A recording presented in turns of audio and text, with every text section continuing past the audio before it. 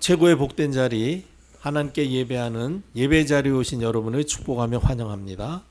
하나님께서 오늘도 말씀으로 새 힘을 주시고 우리 모든 문제에 답을 주시고 우리의 마땅히 가야 할 방향을 알게 하시는 응답 주실 줄 믿습니다. 지난주일 하나님께서 우리에게 실천해야 할 것을 말씀하셨습니다. 여러분, 우리가 인생을 살면서 할 수 있는 가장 가치 있는 일이 무엇이겠습니까? 여러 가지 있겠습니다만은 성경은 말씀하시기를 하나님을 기쁘시게 하며 하나님을 영화롭게 하는 것, 그것이 우리가 할 수 있는 가장 가치 있는 일입니다. 여러분들의 삶이 날마다 최고의 가치를 나타내는, 창출하는 그런 하나님께 영광 돌리는 하나님의 사람의 삶이 되시기를 축복합니다. 그럼 하나님이 기뻐하시며 하나님이 영광 받으시는 삶은 어떤 삶입니까? 모든 사람이 구원받는 삶입니다. 그래서 우리가 모든 사람에게 그리스도의 복음을 전해서 구원 얻는 일을, 구원의 일을 하는 그것이 하나님을 기쁘시게 하며 하나님을 영화롭게 하는 삶이요.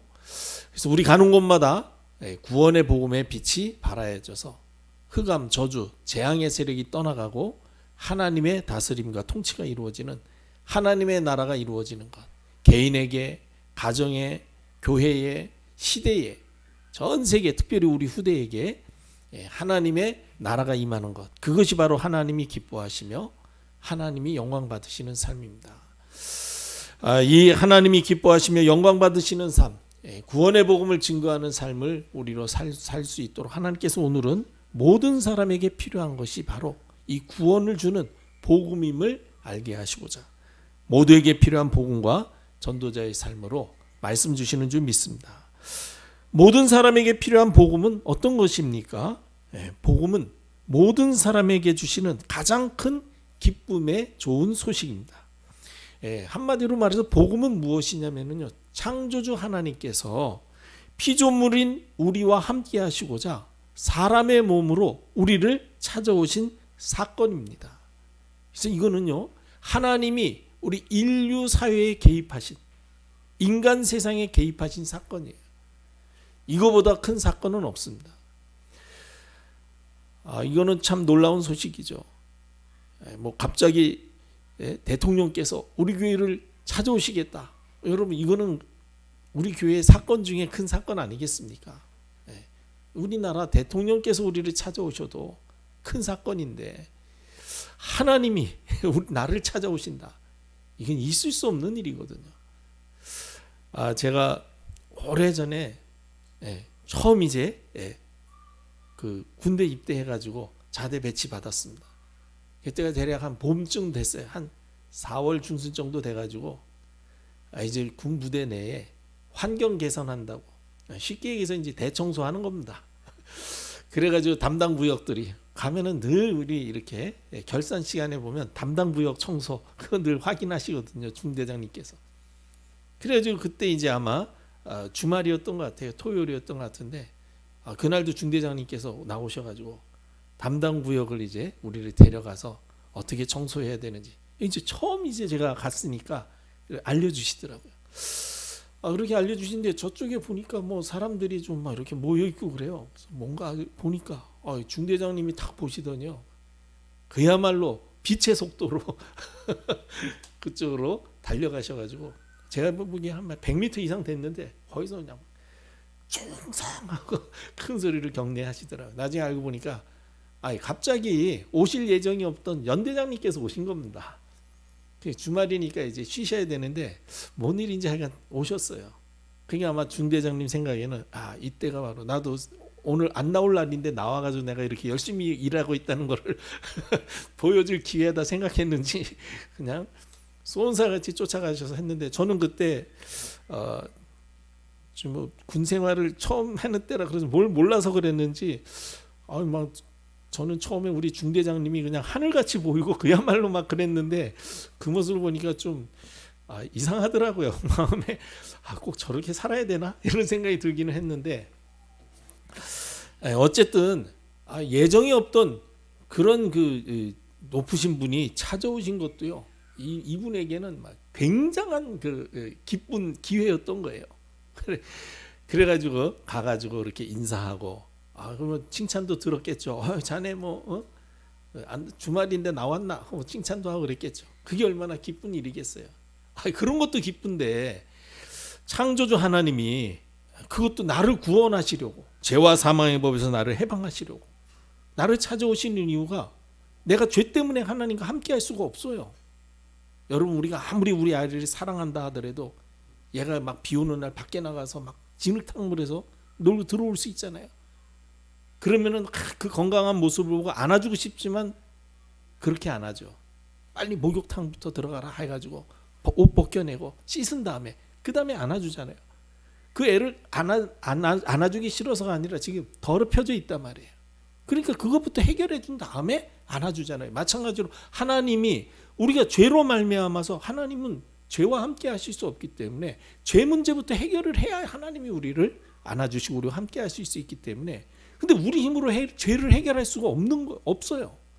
그래서 하나님이 우리 죄를 먼저 해결해 주시려고 사람의 몸으로 오셔가지고 십자가에서 피 흘려 죽으심으로 내 죄를 하나님께서 대신 담당하신 것입니다.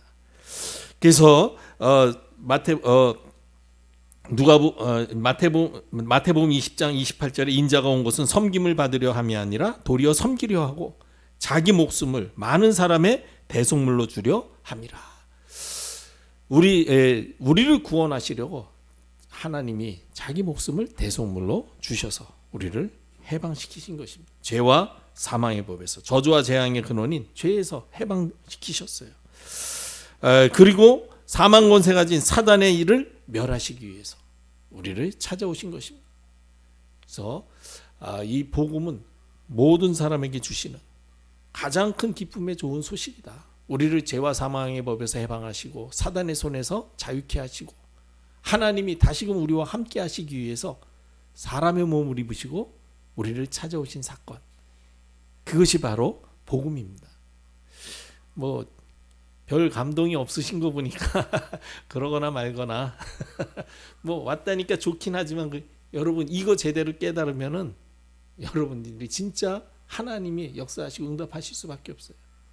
신앙생활은 뭐냐면 여기에 대한 감사, 감격이 어떠냐의 차이입니다.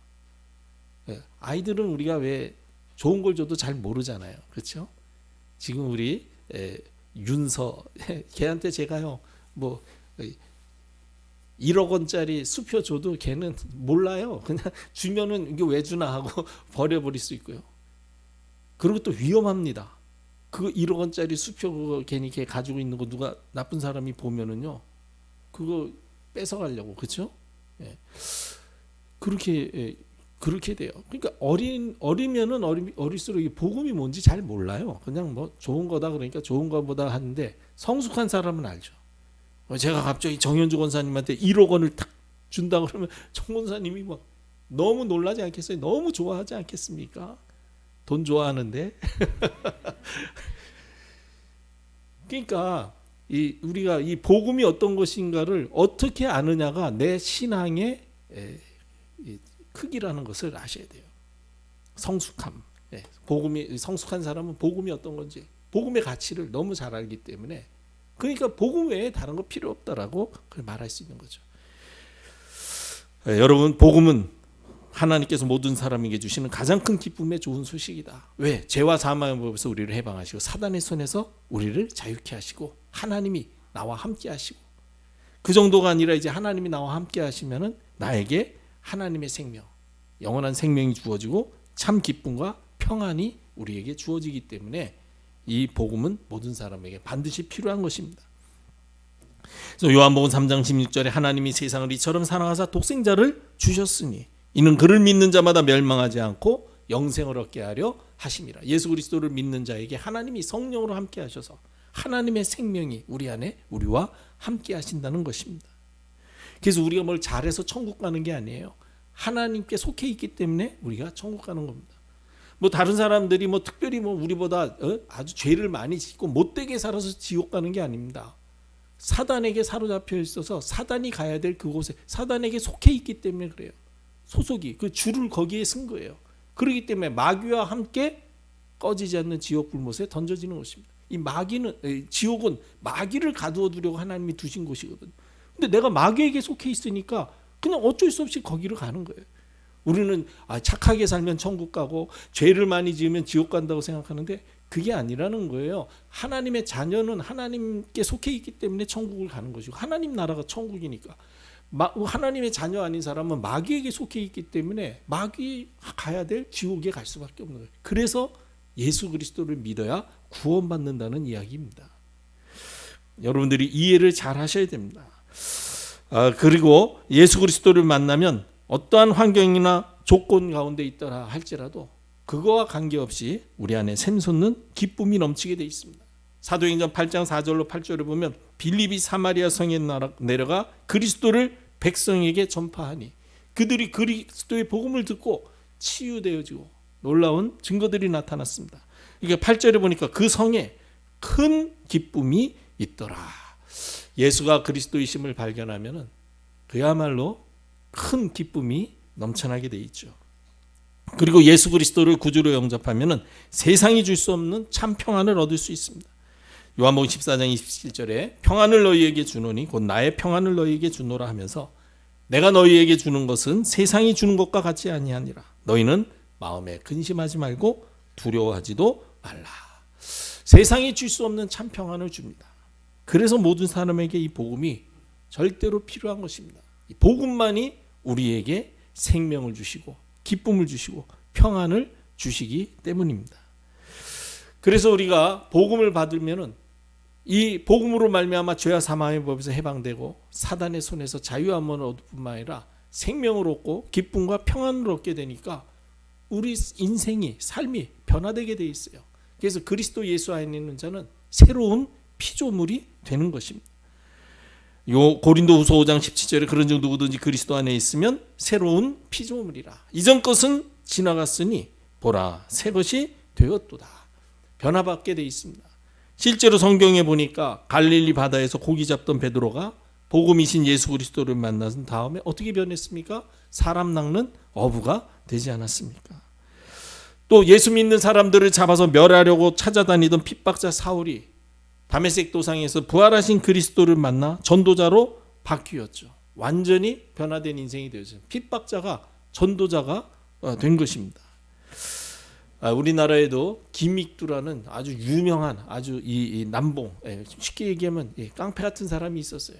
그래가지고 막 사람들 괴롭히고 그랬던 사람이 복음을 받고요. 완전히 변화돼가지고 평양신학교 1회 졸업생이 되고 목사가 돼서 계속 복음을 전하러 옛날에 일제시대 때 전국을 다녔습니다. 그래서 김익두 목사는 유명한 분입니다. 그러니까 뭐 김익두 보고 예수 믿는 사람들이 많이 있어요. 평양에서. 왜냐? 저렇게 못된 친구가 예수 믿더니 저렇게 변할 수 있냐? 그래서 한 번은 어떤 사람이야. 야, 난 믿을 수가 없다. 제가 겉으로 괜히 저러는 거지. 저거 내가 막 약 올리면은 틀림없이 옛날 그 성품 나와가지고 못된 짓 할 거다. 그래서 가가지고요. 막 김익두 목사님 앞에서 막 야지하고 막 쉽게 얘기해서 막 비난하고 그런 거죠. 그래도 김익두 목사님은 꼼짝 않고 웃으시는데, 그러니까 당신 위선자다. 겉으로 지금 그러고 있지만은 지금 속으로는 부글부글 끓을 거다. 그러면서 이제 막 놀렸답니다. 그러니까 김익두 목사님 그 사람을 데리고 골목길로 데리고 가가지고, 그러니까 그럼 그렇지. 네가 이제 드디어 나를 때리려구나. 이제 본성이 나오는구나. 그때 딱 세워놓고 아주 유명한 말을 했다죠. 예수는 내가 믿고 덕은 네가 보는 줄 알아라. 그러고 하셨다는 유명한 일화가 있습니다. 여러분, 예수 믿으면 그렇게 변화되는 거예요. 왜 뭐 사람이 그렇죠? 뭐 성격이 있는데 바보가 아닌데 비난하고 욕하고 조롱하는데 기분 안 나쁠 수 있겠습니까? 그러나 예수 믿고 성령의 인도받기 위해서 이게 사단이 지금 속이는구나 이걸 알았기 때문에 이 목사님이 그거를 다 감당하고 참을 수가 있었던 것이고, 그래도 이제 마지막에 뭐 끄트머리가 뭐 남았는지 불러다 놓고 그 말이라도 해야 속이 시원하겠는지 그런 유명한 말을 했다고 합니다. 어쨌든 이렇게 우리가 복음을 받아들이면은 새로운 피조물로 바뀌게 돼 있어요. 그렇기 때문에 이 복음은 모든 사람에게 필요한 것입니다. 그렇다면 왜 모든 사람에게 복음이 필요합니까? 복음 없이 사는 모든 사람은 지금 본인이 원든 원치 않든, 본인이 인정하든 인정하지 않든 성경은 말씀하시길 사단에게 속하여서 사단에게 종노릇하며 저주와 재앙 가운데 살고 있다는 것입니다. 에베소서 2장 2절로 3절에 보면 그때의 너희는 무슨 얘기입니까? 복음 없이 살았던 그때의 우리는 그 가운데서 행하여 어떤 가운데에서 이 죄와 허물 가운데에서 행하였다는 거예요. 그래서 이 세상 풍조를 따르고 공중의 권세 잡은 자를 따랐으니 나는 잘 산다고 사는데 알고 보니까 공중 권세 잡은 자를 따르고 사는 것이었어요.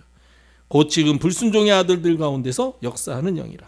전에는 우리도 다 그 가운데서 우리 육체의 욕심을 따라 지내며 육체와 마음에 원하는 것을 하여 다른 이들과 같이 본질상 진노의 자녀였다라고 성경은 말씀하고 있습니다. 이와 같이 원튼 원치 않든 사단의 종노릇하면서 자기가 원하는 대로 자기 마음에 계획한 대로 사는 거예요. 그게 잘 사는 건 줄 알고 보니까 하나님 보시기에 그게 가장 악한 일이기 때문에 하나님이 진노 내릴 수밖에 없는 대상자, 하나님의 진노의 대상자, 본질적으로 진노의 대상자가 됐다는 거예요. 여러분 이게 얼마나 무서운 이야기입니까? 그리고 복음 없이 사는 사람들은 허물과 죄로 말미암아 저주와 재앙 가운데 빠져 살고 있습니다. 에베소서 2장 1절에 그는 허물과 죄로 죽었던 너희를 살리셨도다. 그리스도를 만나니까 우리가 허물과 죄로 죽었던 곳에서 살아났는데 그리스도 만나기 전에는 허물과 죄 가운데에서 살 수밖에 없다는 거예요. 그러니까 저주와 재앙 밖에는 찾아올 게 없는 겁니다. 그러니까 복음 없이 잘 산다고 하면서 사실은요 사람들은 너무너무 힘들고 고통스러운 삶을 살게 되는 것입니다. 그래서 예수님께서 오죽하면 마태복음 12장 28절에 수고하고 무거운 짐진 자들아 다 내게로 오라. 내가 너희를 쉬게 하리라. 모두가 다 복음이 필요하다는 것입니다. 모든 사람은 지금 사단에게 종노릇하면서 저주 재앙 가운데 빠져 있기 때문에 그리스도 예수의 복음이 절대적으로 필요한 것입니다. 그리고 왜 복음이 필요합니까? 복음 없이 사는 사람들은 영원한 생명과 참 기쁨과 참 평안이 없기 때문에 그렇습니다. 전도서 3장 11절을 보면은 하나님이 모든 것을 지으시되 때를 따라 아름답게 하셨고 또 사람들에게는 영원을 사모하는 마음을 주셨다 그랬습니다. 그래서 사람만큼은요 전부 다 죽지 않고 영원히 살고 싶어 합니다. 이거는 잘못된 게 아니에요. 하나님이 우리에게 영원을 사모하는 마음을 주셨기 때문에 그래서 사람들이 안 죽고 좀 영원히 살았으면 좋겠다 그렇게 생각하지만 그러나 누구도 예외 없이 아담 이후로 모든 사람은 다 죽음을 넘어설 수가 없습니다. 히브리서 9장 27절에 한 번 죽는 것은 사람에게 정해진 것이요 그 후에는 심판이 있을 것이라고 말씀하셨습니다. 죽음이 무서운 게 아닙니다. 죽음 후에 심판이 무서운 거예요. 죽음은 누구든지 피할 수 없습니다. 그리고 심판도 피할 수 없어요. 문제는 죽음이 문제가 아니라 심판. 그때에 우리가 하나님께 인정받아야 되는데 인정받지 못하면 멸망당하는 거거든요. 그래서 전도서 2장 1절에 솔로몬은 이렇게 이야기했습니다. 모든 인생을 즐기시고 모든 것을 다 살아보고 경험한 뒤에 뭐라고 얘기합니까? 모든 것이 다 헛되구나. 그래서 내 마음에 이르기를 자 내가 시험 삼아 너를 즐겁게 하리니 너는 낙을 누리리라 하였으나 보라 이것도 헛되도다. 지혜를 얻고 그 다음에 여러 가지 성공도 해보고 여러 사람들을 사귀어보고 다 해봤는데 결국은 그게 다 헛된 일이더라는 것입니다. 그러면서 하나님을 경외하는 것이 우리 인생의 본분이라고 이야기하지 않습니까?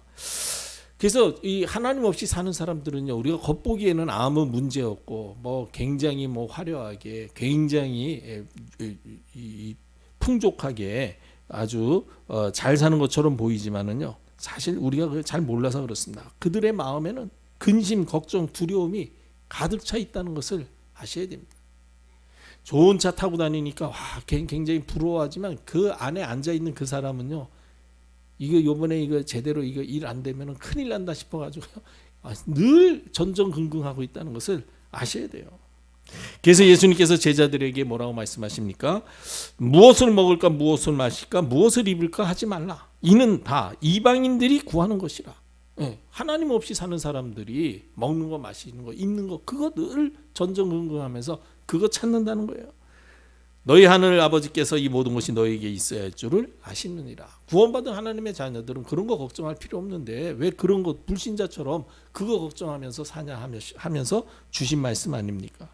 그 얘기는 지금 불신자들은 자기가 자기 인생을 책임져야 되기 때문에 늘 염려, 근심, 걱정, 그리고 미래에 대한 불안과 두려움 속에 살아가고 있다는 거예요. 그렇기 때문에 이분들에게 복음이 절대적으로 필요한 것입니다. 창세기에 보면은 요셉 시대에 그 애굽 전 세계를 영향을 끼치던 애굽 왕 바로가, 그렇죠, 우리가 볼 때는 그 당시에 최고의 나라 왕이면은 좋을 것 같잖아요. 그렇지 않잖아요. 꿈 하나 꿨는데 그거 꿈 해몽이 안 돼가지고 얼마나 불안해하고 두려워하고 전전긍긍하면서 이 꿈 해몽할 사람들 찾아내라.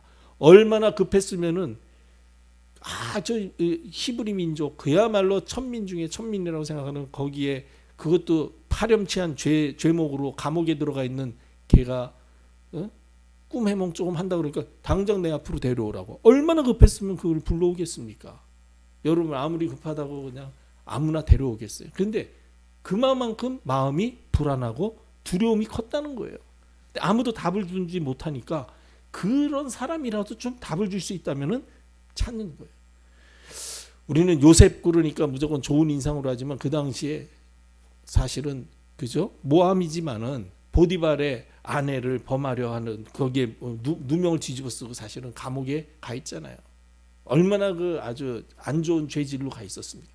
그런데도 불구하고 왕이 그 사람을 찾는 이유가 뭐예요? 그만큼 왕이 불안하고 굉장히 두려웠다는 거예요. 근데 뭐 알고 보니까 요셉이 하나님의 말씀으로 답을 주는 사람이었기 때문에 참 만남의 축복을 얻지 않습니까? 이와 같이 지금 복음 없이 사는 사람들은요, 우리 볼 때는 겉보기에는 별 문제 없는 것처럼 보이지만 그렇지 않습니다. 더 훌륭하고요, 더 아주 수준이 높은 사람들일수록 자기 문제를 잘 감추고 잘 숨기고 그거를 다른 사람들에게 나타나지 않을 만큼 능력이 있기 때문에 그렇게 하지만은 혼자 있을 때는요 늘 불안과 두려움, 거의 근심, 걱정으로 가득 차 있다는 거예요. 그래서 복음이 필요한 것입니다. 그리고 복음 없이 사는 사람들은요 흑암 세력에게 지배당하고 있습니다. 그래서 우리가 복음의 빛을 비춰줘야 됩니다.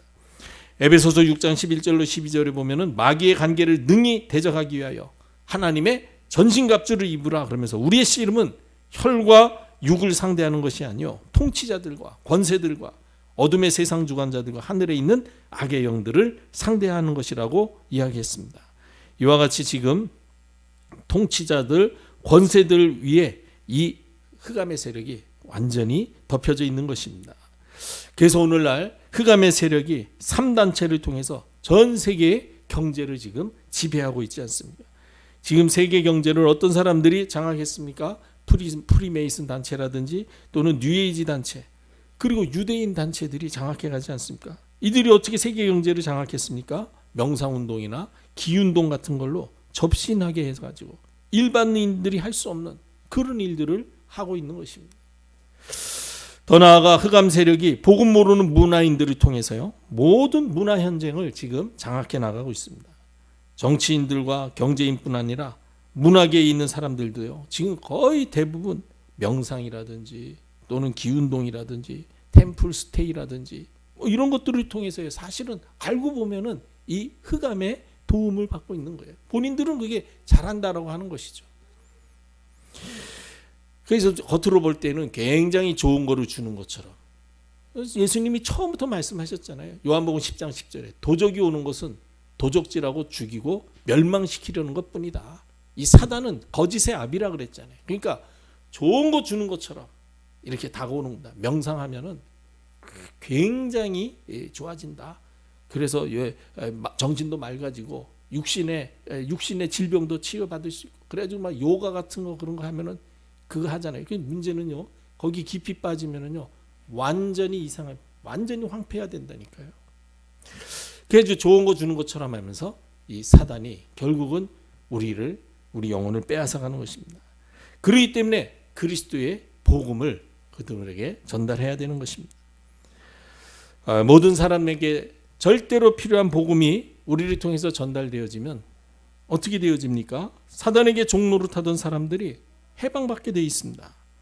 사단이 사람들을 어떻게 종노릇시킵니까? 모든 사람을 자기중심, 물질중심, 세상 성공중심에 딱 사로잡혀서 그걸 이루기 위해서는 세상 풍속을 따라 살게 하는 것입니다. 근데 사람들이 그걸 잘 모르니까 이 세상 풍속을 자기 나라와 민족 그리고 자기 지역의 전통 문화다 이렇게 생각하고 지키고 보존하려고 우상 숭배하고 하는 것들, 그런 거 여러분 애쓰고 있지 않습니까? 그런 사람들에게 그리스도의 복음이 전달되어져서 자기 중심, 물질 중심, 성공 중심의 삶에서 벗어나고 세상 풍속에서 빠져나와서 참 자유를 얻어야 되는데, 그것이 바로 우리가 그리스도의 복음을 전달할 때에 이루어질 수 있는 일이다. 그리고 우리가 복음을 전달할 때 현장에 귀신의 세력이 떠나가고 고질적인 질병이 치유되는 역사들이 나타납니다. 복음에는 생명력이 있기 때문에 치유의 능력이 있습니다. 그래서 참된 복음이 전달되면 더러운 귀신이 떠나가고 질병도 치유됩니다. 사도행전 8장 4절로 8절에 흩어진 사람들이 두루다니며 복음의 말씀을 전하였으에 빌립이 사마리아 성에 내려가 그리스도를 백성에게 전파했습니다. 그때 무리가 빌립의 말도 듣고 행하는 표적을 보고 한 마음으로 그가 하는 말을 따르더라. 복음을 듣고 복음의 말씀을 받아들이고 복음의 말씀을 따라 살았다는 것입니다. 그때 일어난 증거입니다. 많은 사람에게 붙었던 더러운 귀신들이 크게 소리를 지르며 나가고, 빛이 임하면 어두움은 떠나갈 수밖에 없는 것이죠. 또 많은 중풍병자와 못 걷는 사람이 나으니 그 성에 큰 기쁨이 있더라. 중풍병자, 못 걷는 사람, 이거는요 사실 의학이나 이런 거를 고칠 수 없는 그런 질병들이 있거든요.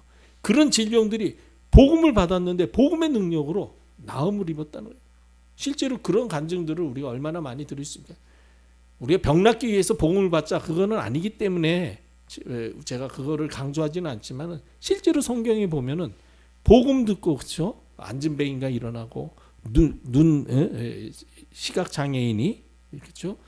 나음을 얻고 이런 역사들이, 벙어리가 입이 터지고 이런 증거들이 있지 않습니까? 이와 같이 우리가 그리스도의 복음이 제대로 전달되어지면은 귀신이 떠나가고 질병이 치유되는 역사가 일어나고, 무엇보다도 이 복음이 우리를 통해서 전달될 때 사람들 간의 갈등과 반목이 사라지고 막히고 묶였던 모든 것들이 풀려지게 돼 있어요. 한마디로 말해서 하나 되어지는 역사가 일어난다는 것입니다.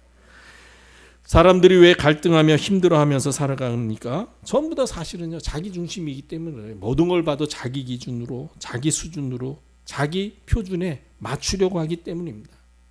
나를 그 사람에게 맞추면 문제가 안 돼요. 근데 대부분 그렇게 살지 않습니다. 다른 사람들을 다 나한테 맞춰줬으면 좋겠다 그렇게 생각하며 살기 때문에 문제가 일어나는 거예요. 그런데 복음을 받아들이면요, 내 중심의 삶이 깨지기 때문에 이게 틀린 생각이구나, 그럴 수 있구나, 서로 다른 생각이 있을 수 있고 다른 일이 있을 수 있구나, 그렇게 이해할 수 있게 되어집니다. 그러니까 자기 주장 이런 것들을 내려놓게 되죠. 그러면 갈등은 사라지게 되어 있습니다. 그리고 막힌 것들이 풀려지게 되어 있어요. 그래서 에베소서 2장 14절에 그는 우리의 화평이신지라 둘로 하나를 만드사 원수된 것 곧 중간에 막힌 담을 자기 육체로 허시고 말씀하셨습니다. 복음 받으면은 자기 주장이 없어지기 때문에, 그렇기 때문에 사람과 사람 사이의 갈등과 반목도 해결되고 원네스 되어질 수 있다는, 하나 될 수 있다는 것이죠. 이렇게 우리가 그리스도의 복음을 증거하면은 죄와 사망의 법에서 해방될 뿐만 아니라 치유되어지고 그리고 하나 되어지는 놀라운 증거가 우리에게 나타나는 것입니다. 그래서 이 복음은 모든 사람에게 선택이 아니라 절대적인 필수라는 것을 아셔야 됩니다. 사람들은 살다 보면 그래 교회 다니는 거 나쁘지 않지, 예수 믿는 사람들 괜찮더라, 나도 예수 믿으면서 살아볼까, 이렇게 여러분 내가 선택한다고 생각하는데 그렇지 않습니다. 잘 이해를 못해서 그렇게 말씀을 하시는 건데 분명히 알아야 돼요. 모든 사람에게는 복음이 절대적으로 필요하다는 것. 복음 아니면 우리 인생은 소망이 없습니다. 누가 뭐래도 복음 아니면 소망 없어요. 여러분들이 유일하게 복음 받았고 복음 누리며 복음 전달할 사람들입니다. 꼭 기억하시고 우리의 눈이 복음 아니면 안 되는데 라는 그런 복음 없이 사는 사람을 향하여서 안타까움을 가지고 참으로 저들에게 복음을 전해야 되겠다 하는 전도자의 마음을 가질 때 하나님께서 모든 사람에게 필요한 복음이 나를 통해서 모든 사람에게 전달되어질 수 있도록 전도의 문 열어주시고 우리와 우리 교회를 통해서 포항과 경북 동해안 지역의 모든 사람에게 복음이 전달되게 하실 줄 믿습니다. 말씀 성취의 응답을 누리기를 주님의 이름으로 축복합니다.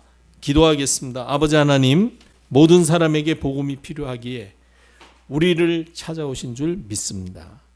이 복음을 내가 먼저 받았으니 누리게 하시며 또 다른 사람에게 전달하게 하시어서 복음 없어 멸망에 빠진 사람들이 우리를 통하여 복음을 듣고 구원의 길, 생명의 길로 돌아오는 역사 일어나게 하옵소서. 주 예수 그리스도의 무한하신 은혜와 하나님 아버지의 크신 사랑과 성령님의 내주 인도 충만하심이 말씀 언약 붙잡고 말씀 성취에 주역되어 현장 복음화에 하나님께 쓰임받기를 소망하며 현장으로 내려가는 주의 백성들 머리 위에 그의 사랑하는 자녀들 미래 위에 이제로부터 영원토록 함께 계실지어다. 아멘.